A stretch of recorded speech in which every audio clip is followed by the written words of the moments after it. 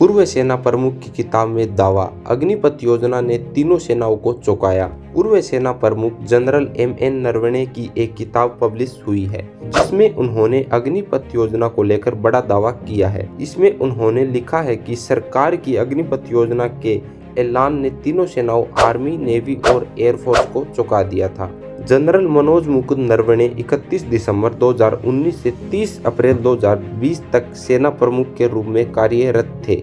उन्होंने अपनी किताब 4 स्टार्स ऑफ डेस्टिनी में लिखा कि उन्होंने 2020 में पीएम मोदी को टूर ऑफ ड्यूटी स्कीम का प्रस्ताव दिया था।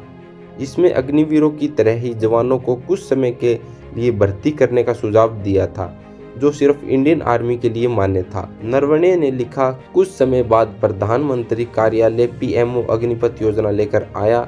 इसमें थल सेना के साथ साथ वायुसेना और नौसेना को भी शामिल किया गया। इस योजना ने आर्मी से ज़्यादा वायुसेना और नौसेना को चौंकाया।